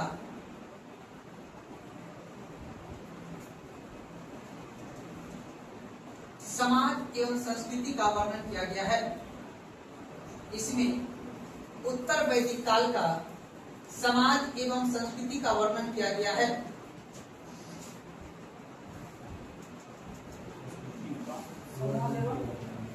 समाज एवं संस्कृति का वर्णन किया गया है।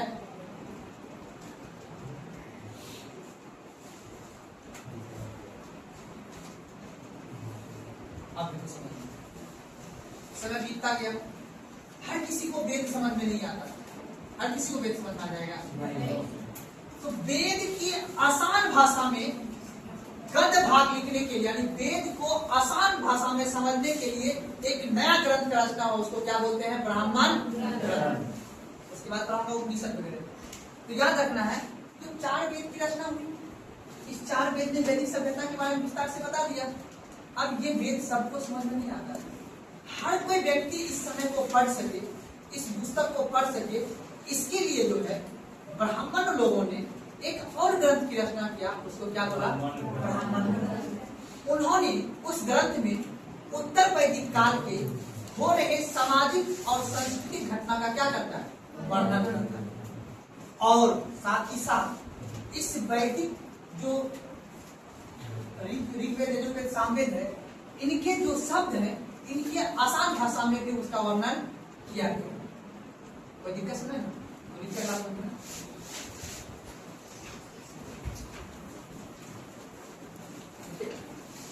वेदों को सरल से समझने के लिए, वेदों को सरल से समझने के लिए, हाँ, वेदों को सरल से समझने के लिए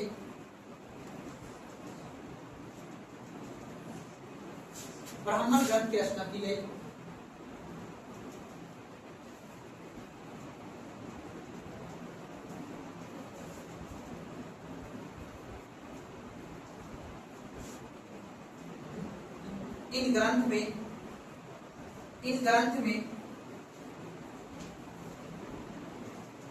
इन ग्रंथ में बिंबिसार से पूर्व,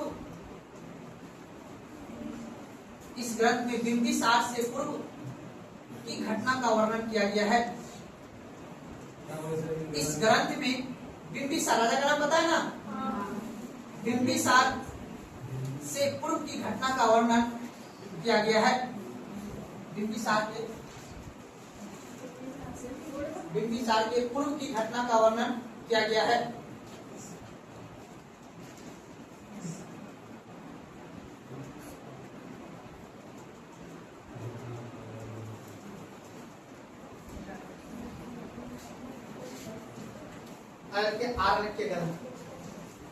आर्यनक्य ग्रंथ शॉर्ट थोड़ा लिखना है।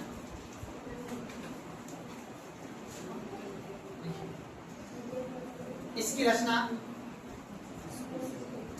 आर्यनक्य ग्रंथ, इसकी रचना एकांत जंगल में की गई थी। इसकी रचना एकांत जंगल में की गई थी।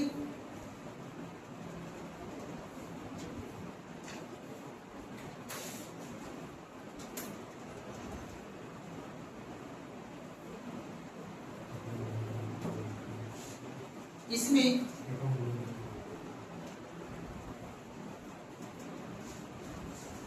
दार्शनिक पक्ष का उल्लेख मिलता है।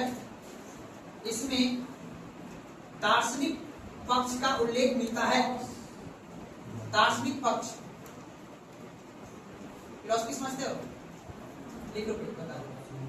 दार्शनिक पक्ष,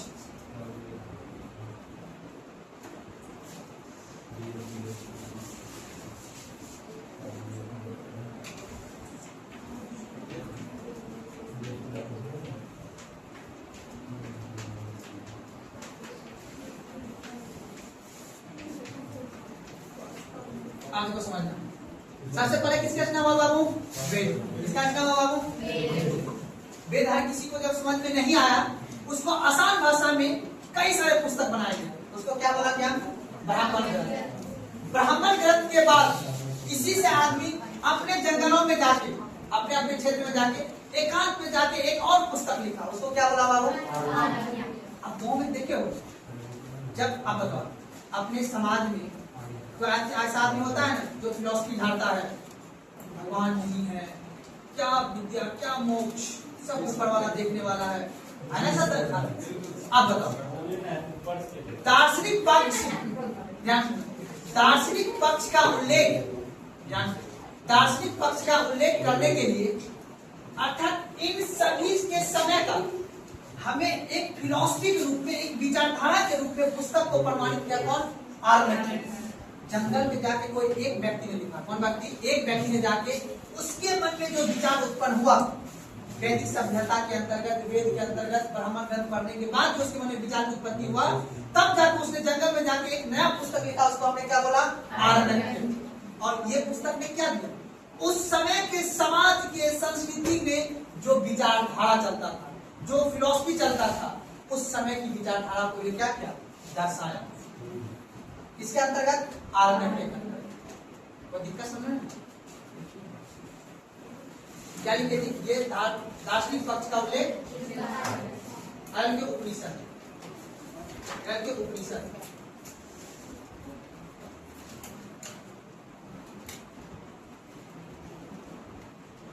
ये भी सही है। सबसे अच्छा आसान पुस्तक अभी फिलहाल में यही उपनिषद है। ये अच्छी बुक है, पढ़नी चाहिए हर किसी को। ये हम लोग को समझ में आता है। इधर का पुस्तक हम लोग को अभी तो समझ में उतना अपन लोग टैलेंटेड नहीं है, प्रोफेसर को समझ में नहीं आता। जो संस्कृत से जो पीएचडी वगैरह करते हैं व्यक्ति, उन सभी को यहाँ तक समझ में आता है वगैरह। जो जेन्युइन स्टूडेंट है, जेएनयू का, ड्यू का, आईटी वगैरह जो संस्कृति का पढ़ता है, उसके लिए ये सब समझ में आता है कि देश का वेद समझना है, को समझना है। उपनिषद आसान है। उपनिषद जो है इसी आरण्यक का आसान भाषा में क्या है, उपनिषद है, ठीक है ना। मतलब आरण्यक के अंतर्गत जो फिलॉसफी दिया गया था, उस फिलॉसफी का विस्तार वर्णन कि कैसे समझना है, उसको कैसे अप्लाई करना है, समझ में आ रहा है आपको, समाज में कैसे उसको लागू करवाना है, वो सभी किसमें देखने मिलता है, उपनिषद। तो क्वेश्चन पूछता है आरण्यक का आसान भाष्य किसमें है, उपनिषद है। अब तो कर्म से समझना है, पहले वेद, फिर ब्राह्मण ग्रंथ, फिर आरण्यक और फिर उपनिषद। तो लिखिएगा उपनिषद देखिएगा ऐसे लिखिएगा। आरण्यक का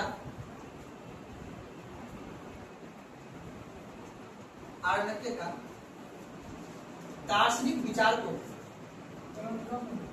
आरण्यक का दार्शनिक विचार को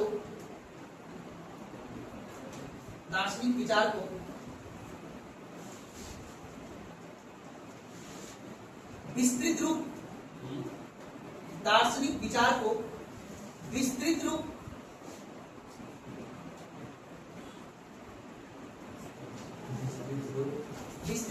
एवं विकसित स्वरूप देना ही, विस्तृत रूप एवं विकसित स्वरूप देना ही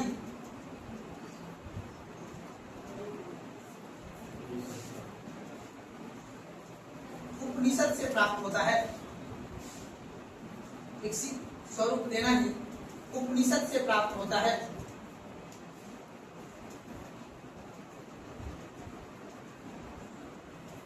अब देखो, आप लोग कभी सत्संग में गए हो, भजन कीर्तन सुने गए हो, नहीं गए? अभी ऊपर नहीं गए। आप पूछे हो कि जीव किसी की हत्या नहीं करना चाहिए, आपको मांसाहारी नहीं बनना चाहिए, आपको शुद्ध शाकाहारी खाना चाहिए। उसके बाद कहता है कि जब आप मर जाओगे तो आपकी आत्मा ऊपर में जाके रहेगा, आपको स्वर्ग मिलेगा, सुने हो नहीं? उसके बाद बोलता है कि अच्छा कर्म करोगे तो अच्छा फल मिलेगा, होता नहीं? तो अर्थात ध्यान, ये सब क्या है, फिलॉसफी। क्या है सब? इसी का विस्तार वर्णन कहा गया था उपनिषद। अर्थात उपनिषद के अंतर्गत क्या रखना है, जीव, आत्मा, परमात्मा, कर्म, कांड, इन सभी के बारे में विस्तार पूर्वक से बताना। कहाँ पे ज्ञान मिला है, उपनिषद से। हर एक बच्चा अगर उपनिषद पढ़ लेगा, ठीक है ना, तो उस हिसाब से आपको याद रखना है। आप देखते हो जब बच्चा जन्म लेता है तो उसको पूजा पाठ करवाते हैं, पंडित जी करवाते हैं। जब वो चला जाता है, उसका जब 13वीं होता है ना, तो फिर दाह संस्कार कर्म कराते हैं ना। इसी सब चीज के बारे में कहाँ लिखा है, उपनिषद। अब अगर मानना है तो मान, नहीं मानना है तो पैसा पॉकेट में बचेगा, नहीं तो पंडित जी की दुकानें में खुला है। जियोगे, जन्म लोगे धरती पे तो ही उसको पैसा मिलेगा, जब जाओगे तो भी उनको पैसा देना पड़ेगा। कि दोनों काम, अब बीच में फिर वो काम करवाता है, जब शादी होगा तभी उनकी दौलत है। जो भी हो बस समझना आपको। अब बताओ, ये सभी चीज का जो रचना हुआ, ध्यान समझना, मैं बता रहा हूँ विस्तार से।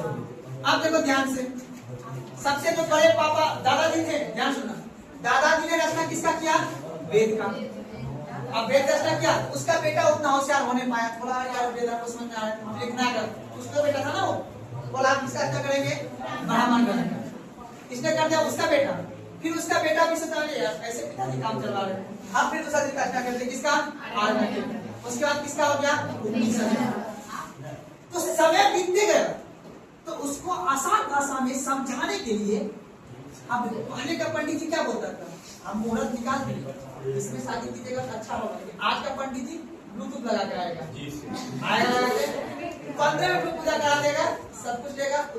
उसको पता है धीरे धीरे पर्दा पास हो रहा है हमारा, ठीक है ना, पूजा डिबेट नहीं करता है। आपने देखा अब जो लड़का आता है पूजा करवाने के लिए, ठीक है, वो आएगा पूजा पाठ करा के चला जाएगा।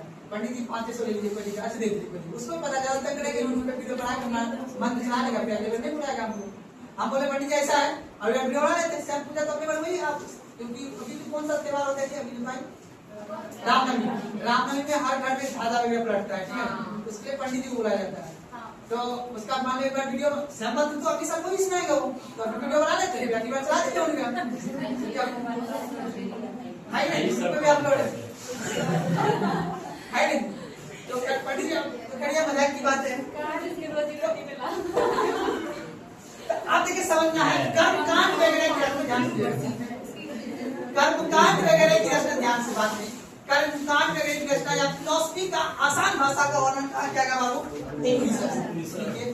इसमें इस ग्रंथ में, इस ग्रंथ में, हाँ इस ग्रंथ में आत्मा, हाँ आत्मा, इस ग्रंथ में आत्मा परमात्मा, कर्म, आत्मा परमात्मा कर्म,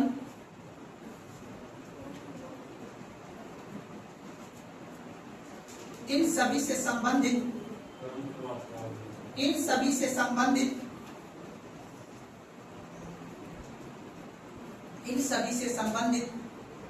दार्शनिक चिंतन किया गया है। इन सभी से संबंधित दार्शनिक चिंतन किया गया है। क्या हो गया?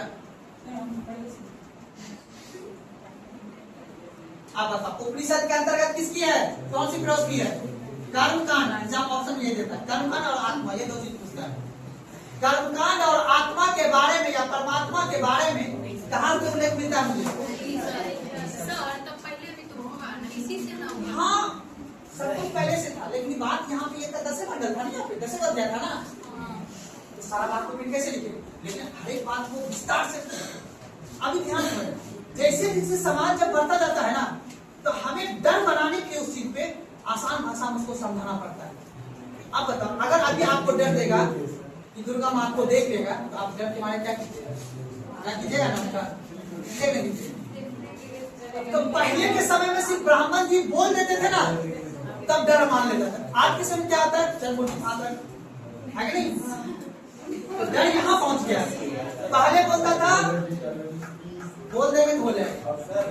तो समय के साथ जब जब समाज में तार्किक बौद्धिक क्षमता विकसित होते जाएगा ना, तब तक समाज में जो पर्दा प्रथा है या समाज में जो ये सभी का प्रथा है, वो धीरे धीरे क्या होगा? खत्म होता है।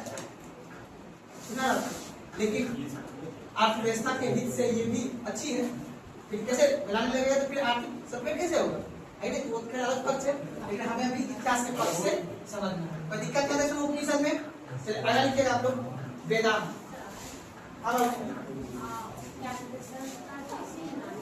हाँ एक चीज लिख दीजिए अभी, मुझे एक वेदांत लिख के हाँ संस्कार, हाँ उतना चीज नहीं लिखा है, बस थॉट्स ऑफ लेकिन संस्कार किसी के अंतर्गत संस्कार हो गया, सृष्टि हो गया, तो उसको हो गया वो जो करवा पिंडदान जो होता है, पिंडदान सुनते हो ना, पिंडदान जो होता है वो सब इसी के अंतर्गत, उपनिषद के अंतर्गत ही है। पिंडदान में होता है, गया में पिंडदान करो, कहाँ पे पिंडदान करो? हाँ बाबू मारने के बाद का ही बताया संघात को ना, कोई दिक्कत है ना? चलिए अगला पॉइंट लिखिए, इसी में लिखिएगा, इसी बात नहीं लिखिएगा, इसी में लिखिएगा उपनिषद। एक पॉइंट भूल गया, इसी में लिखिएगा, नया पॉइंट लिखिएगा, इसी का तरह उपनिषद। उपनिषद वैदिक साहित्य का, उपनिषद वैदिक साहित्य का अंतिम भाग है। उपनिषद वैदिक साहित्य का अंतिम भाग है।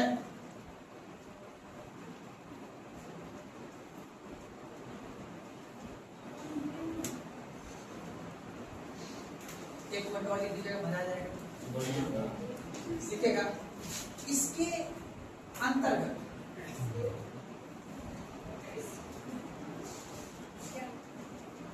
800 ईसा पूर्व से, इसके अंतर्गत 800 ईसा पूर्व से 500 ईसा पूर्व के मध्य के, 800 ईसा पूर्व के से 500 ईसा पूर्व के मध्य के राजनीतिक इतिहास का, इसके अंतर्गत 800 ईसा पूर्व से 500 ईसा पूर्व के मध्य राजनीतिक इतिहास का जानकारी प्राप्त होता है।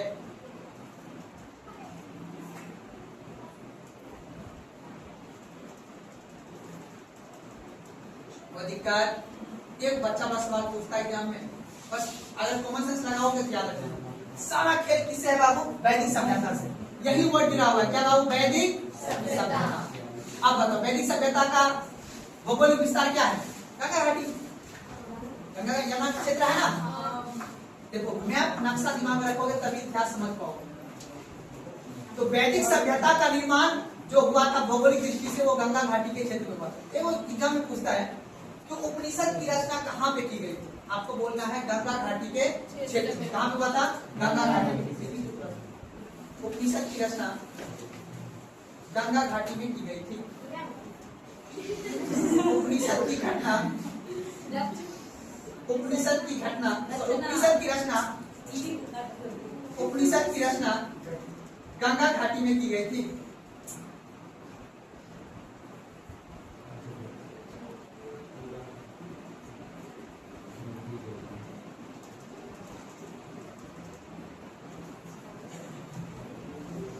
अब देखो देखो व्यक्ति था दारा सिकोह, नाम सुने हो? कौन थे? मुगल काल के दरबारी दारा सिकोह। वो क्या किया? बहुत होशियार आदमी था, बहुत होशियार, उसको बहुत बड़ा होशियार माना। वो बोला कि ऐसा करते हैं ना, जितना भी उपनिषद है ना हमको समझ में नहीं आता। हमको फारसी का क्या था? मुगल में गए तो पता है ना उर्दू बोलने वाले थे, तो फारसी उनको आता था। वो बोला कि उपनिषद को जो है ना फारसी में अनुवाद करो, फिर हम पढ़ेंगे, फिर हमको जानना है कि इसके शासन कैसे करना है। तो दारा सिकोह ने यानी मुगल काल में दारा सिकोह ने 52 उपनिषद का फारसी अनुवाद करवाया था। देखिएगा मुगल काल में, मुगल काल में दारा सिकोह ने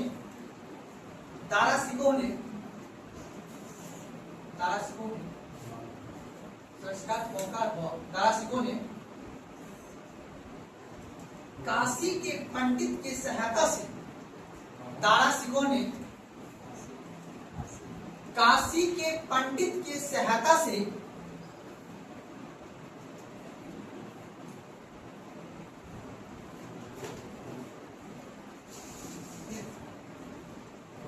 बावन उपनिषद को 52 52 उपनिषद को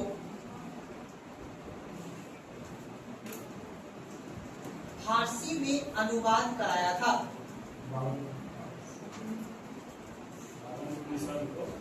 फारसी में अनुवाद कराया था,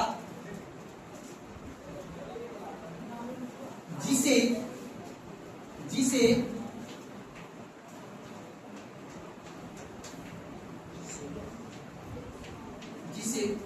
सिर ए अकबर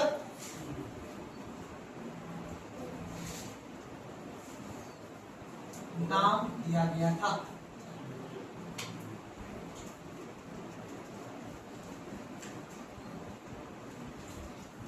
अब ध्यान सुनना, एग्जाम में क्वेश्चन पूछता है रहस्यों का रहस्य, ठीक है ना? रहस्यों का रहस्य किस पुस्तक? रहस्य का छिपा हुआ चीज, जिसको जानना है। तो जानना है तो उसके लिए बाबू क्या करना? पढ़ना पड़ेगा।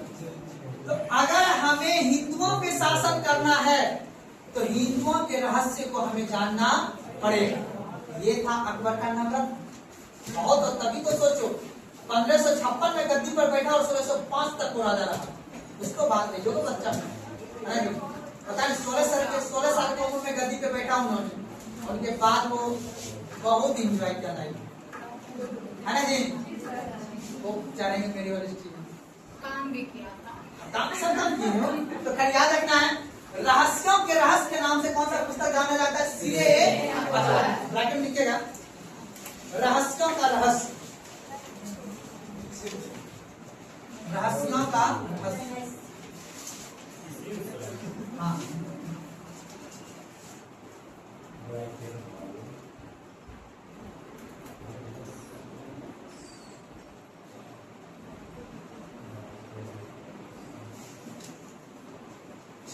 अब ये छोटा भाई है, ठीक है, वेदांत, क्या नाम है बाबू? ये छोटा सा पुस्तक है, ज्यादा नहीं है। ये बोला, ध्यान सुनना, वेदांत की रचना क्यों है? बोला कि वेद यानी वेद के अंतर्गत जो मंत्र है ना, वो उच्चारण सही से नहीं हो पा रहा है। हम लोग पंडित जी जब पूजा करवाते हैं, उच्चारण हम लोग कर पाते हैं? नहीं कर पाते हैं। लेटेस्ट मॉडल जियो वाला पंडित जी है ना, तब याद रखना है, ध्यान समझना है, वेदों के मंत्र के सही से उच्चारण करने के लिए किसका स्थापना किया गया? वेदांत का। ठीक है ना, लिखिएगा, वेदों को समझने के लिए, हाँ वेदांत देख के अगला पढ़ना, यानी वेदांत लिखना है, पहले वेदांत लिखे ना दी, अब इसमें लिखना है पहला पॉइंट, वेदों को समझने के लिए, वेदों को समझने के लिए तथा शुद्ध उच्चारण के लिए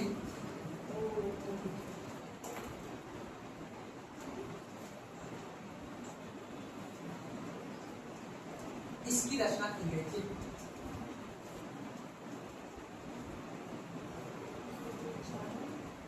शुद्ध उच्चारण के लिए इसकी रचना की गई थी।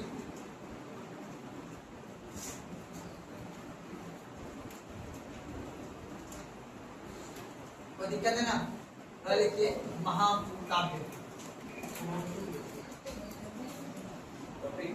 हाँ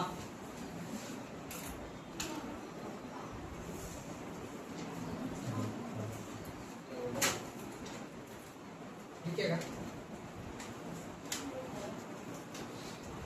वैदिक साहित्य के बाद, वैदिक साहित्य के पश्चात, वैदिक साहित्य के पश्चात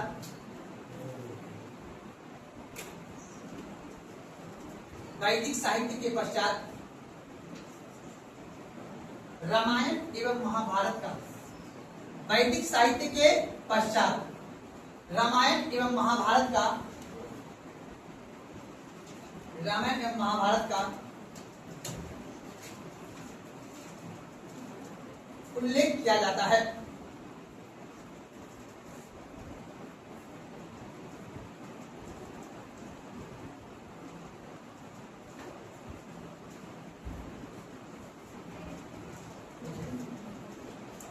रामायण के अंतर्गत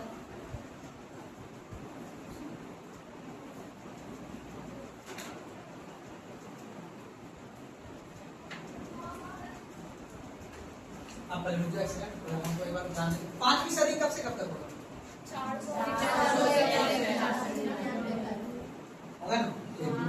5वीं सदी से लेके गुप्त काल तक, 550 ईस्वी तक गुप्त काल, इन समय का वर्णन हमें मिलता है कहाँ पे? रामायण। सुना है बात? ये बात को लिख लेना है, लिखिएगा, हाँ लिखिएगा, क्या लिखे थे पॉइंट में? रामायण के अंतर्गत 5वीं शताब्दी से 5वीं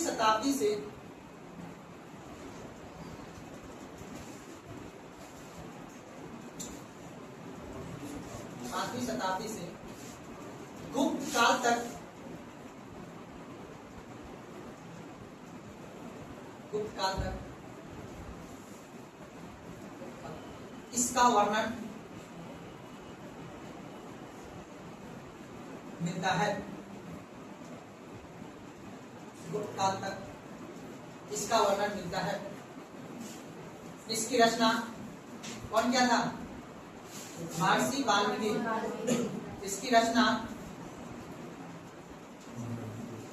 महर्षि वाल्मीकि ने की थी। इसकी रचना महर्षि वाल्मीकि ने की थी।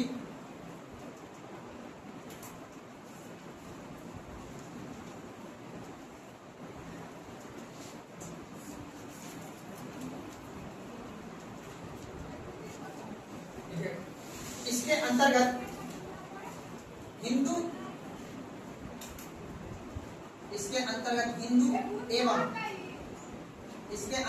हिंदू एवं शक के मध्य शासन मतलब जो अपने यहाँ शासन करने आए थे उसका नाम हिंदू एवं शक के मध्य हुए संघर्ष का वर्णन है।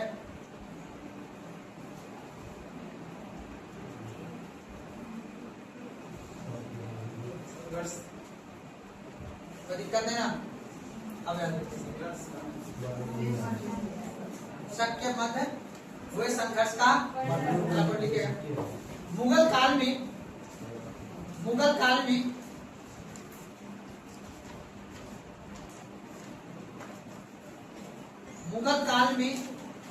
अब्दुल कादिर वाकर वर्षिका। मुगल काल में अब्दुल कादिर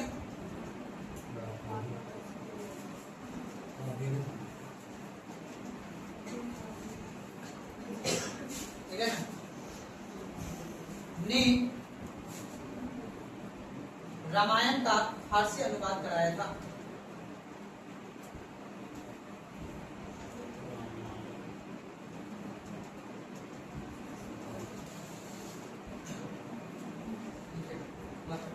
बांग्ला में रामायण का अनुवाद बांग्ला भाषा जानते हो ना? बांग्ला में रामायण का अनुवाद कीर्तिवास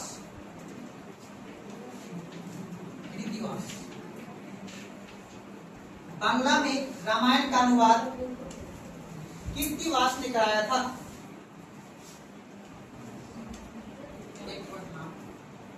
लिखिएगा। तमिल में रामायण का अनुवाद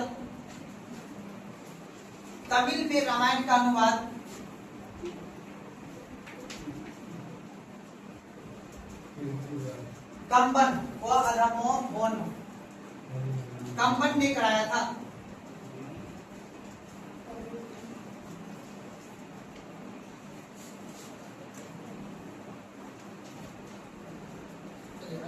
महाभारत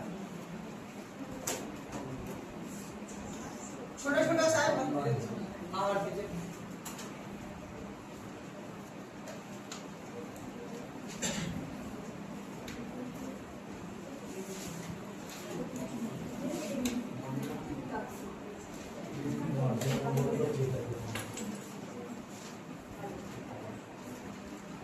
इनकी रचना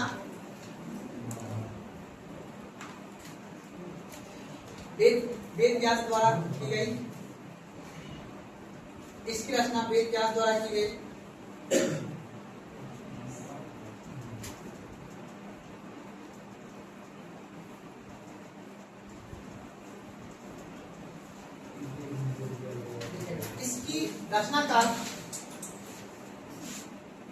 इसकी रचनाकाल 5वीं शताब्दी ईसा पूर्व से लेकर इसकी रचनाकाल 5वीं शताब्दी ईसा पूर्व से लेकर इसकी रचनाकाल 5वीं शताब्दी ईसा पूर्व से लेकर गुप्त काल तक माना जाता है।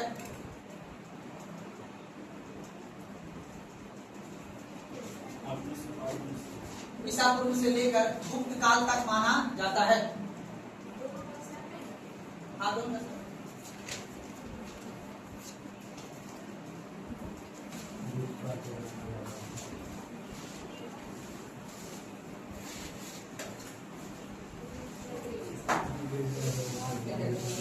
महाभारत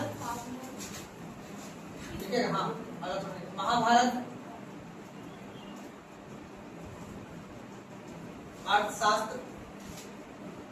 महाभारत, अर्थशास्त्र, कोमा, धर्मशास्त्र,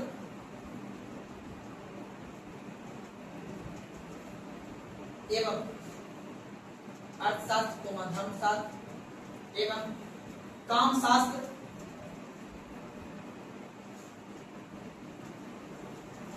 के नाम से जाना जाता है।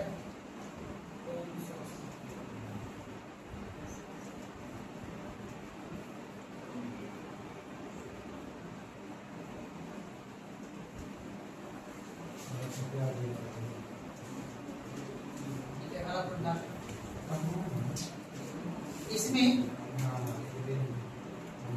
शक, हून, इसमें शक, विदेशी आक्रमणकारी है, शक, हून, कोमा लगा के, शक, हून, यमन,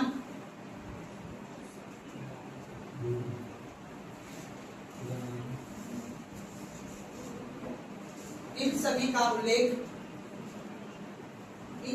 उल्लेख मगध राज्य के साथ है। इन सभी का उल्लेख मगध राज्य के साथ है।